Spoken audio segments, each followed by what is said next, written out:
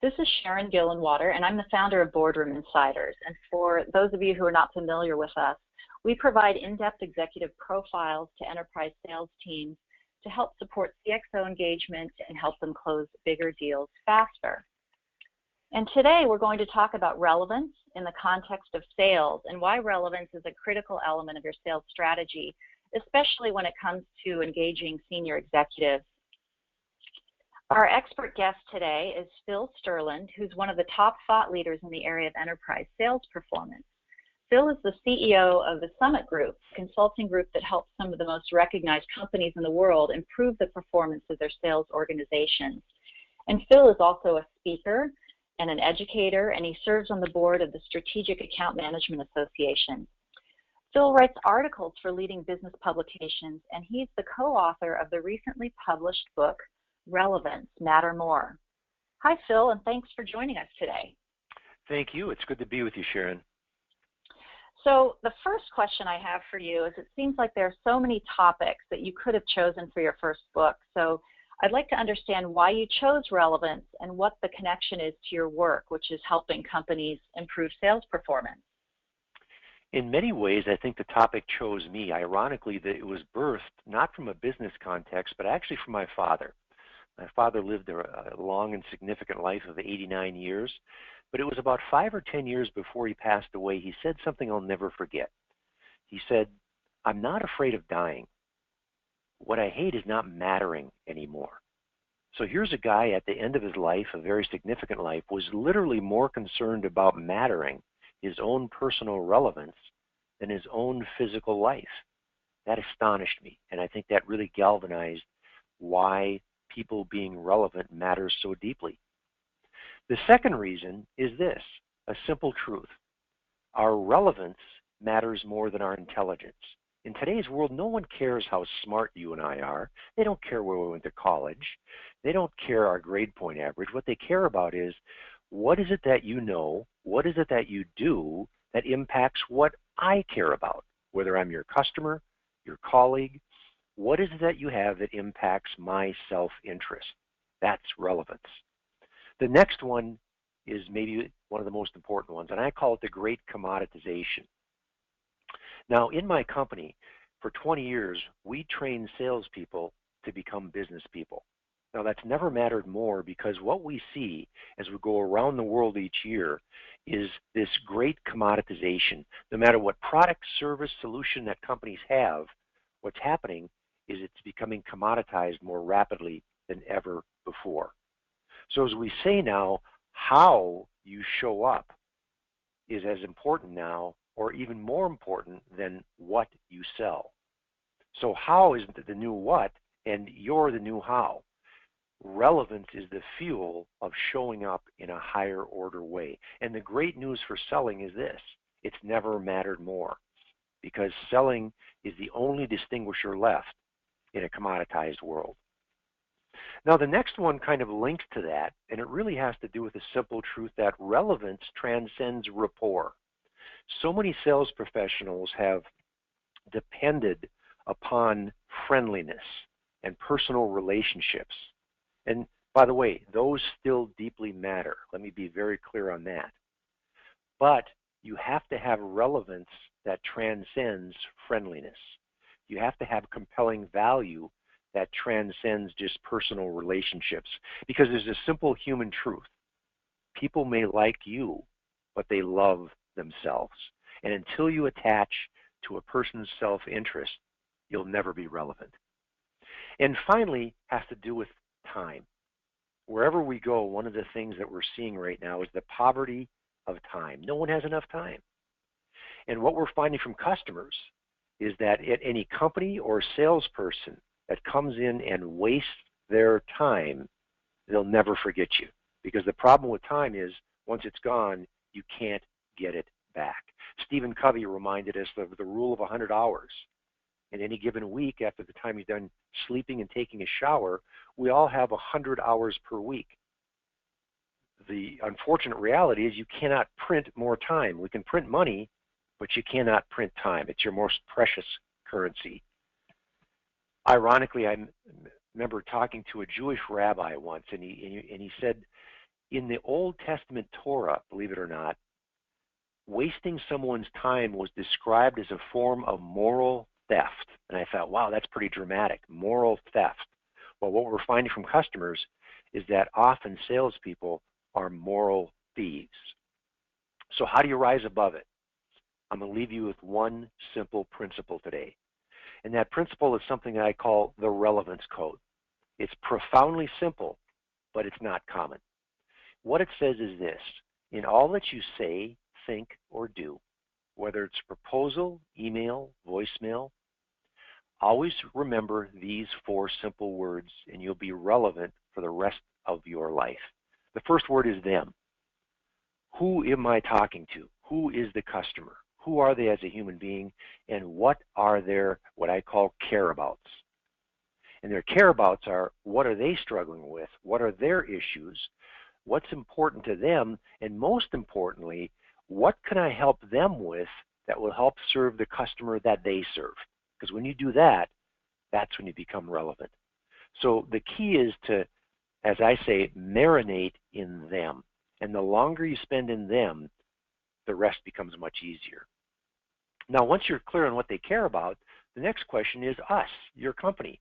What do you bring? Now, they don't care about all of your products and solutions. What they care about is simply which are the ones that are relevant to what I care about. Now, you'll see a word there called offer enablers.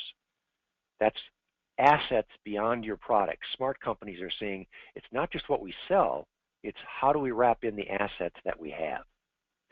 Fit is this: between what they care about and what you bring, what's the business fit? Where can we impact their business? And how do we articulate that impact in financial terms? And then finally is proof, the greatest source of credibility. Once you understand their careabouts, can you reference a couple of brief stories, a couple of brief examples of where you've helped other customers with similar issues, challenges, and needs? So there you go, 4 simple words. But simple is not common, because for the last 9 years, we've been studying customers and asking them a simple question: what is it that you seek from salespeople? Well, here's what we found. 93% of salespeople open up talking about us, their own company. Only 7%, believe it or not, of salespeople begin with them. So as I always say in life, that which is simple is not common. Them must fit proof is the code to being relevant for the rest of your life, in life and in business. Now let's take it a step further. I love the simplicity of this. And just a quick question: why do you think that is? Why do you think that percentage is so low? Is it just human nature to open up talking about us? I think there's a couple things. Number one is, as salespeople, we get paid to sell our stuff.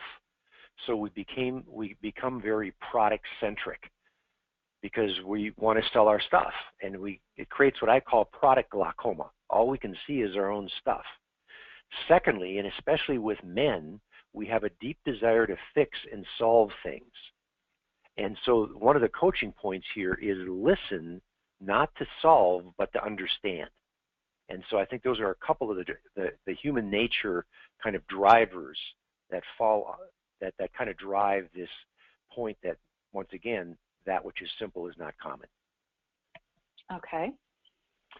Let's talk a little bit about that word careabouts. It's a word I made up, but let's talk about what it means. What it really means is their self-interest.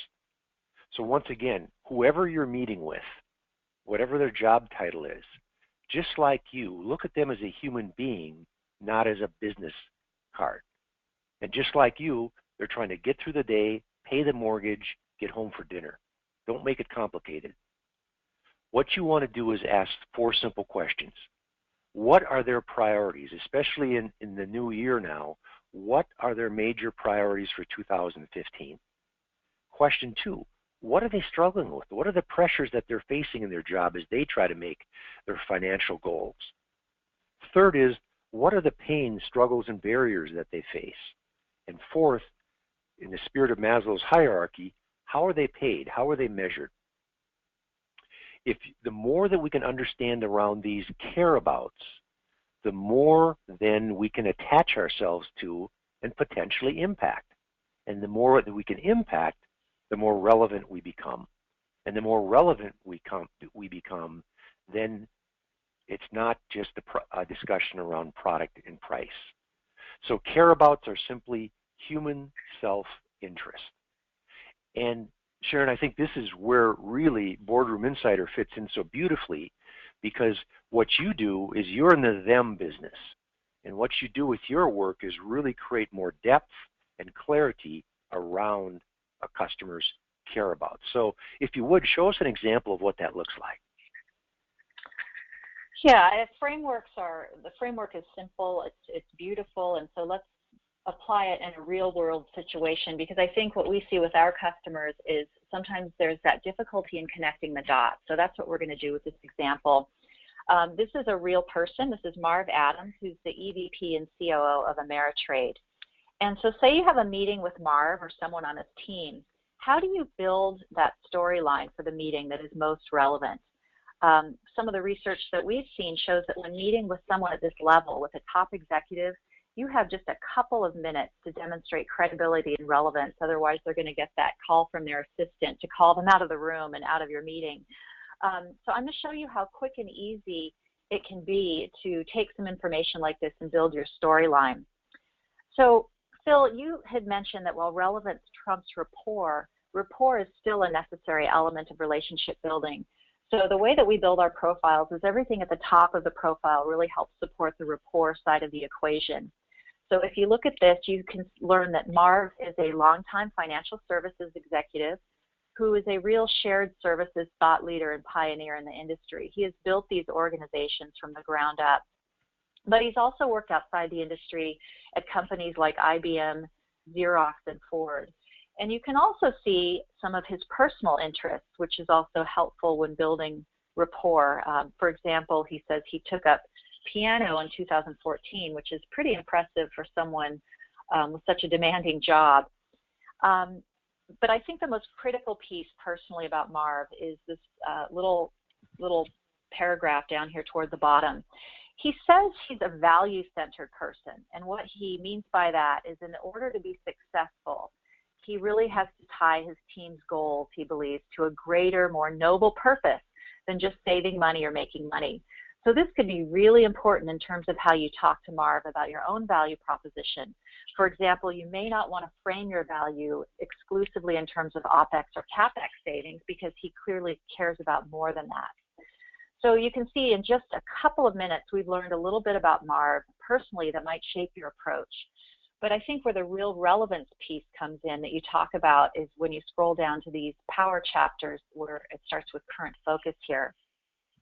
So the first thing we learned by reading through this content is that the company announced in late 2014 that it will invest exclusively in cloud computing, personalization, and other technology projects over the next 12 months. And Marv himself, excuse me, has said that personalization is what drives him these days and has in fact driven him since he joined the company. He told Information Week late last year, and I quote, "You can call it big data, but it's really about personalization. Technology innovations are making it possible to tailor offerings to almost a segment of one." So that's a really critical nugget of information, because having read this, when you go in and meet with Marv, you can speak his language. Having read this, you're probably more likely to use the word personalization as opposed to talking about the buzzword of the day, which is big data. And in doing that, your message is likely to resonate better with Marv. It's very subtle, but very important. And this is just one example of how you can take a nugget of insight and find the fit with your offer and then tell your story in a way that is relevant to Marv and his team.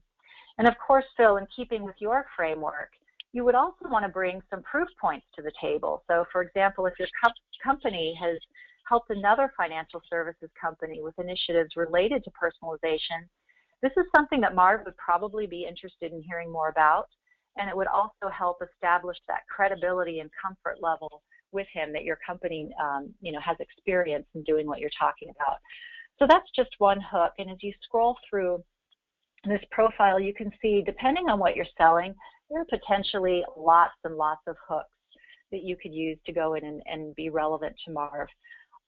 So I'm just going to pause here because, we could spend another hour talking about this, but I just wanted to get your thoughts, Phil, on, if you had a meeting with Marv, how would you quickly create a plan based on your relevance framework? I like simplicity, so I believe you can create a meeting plan in 12 minutes or less on the back of a napkin. Take the 4 words, them us fit proof, that's your meeting plan.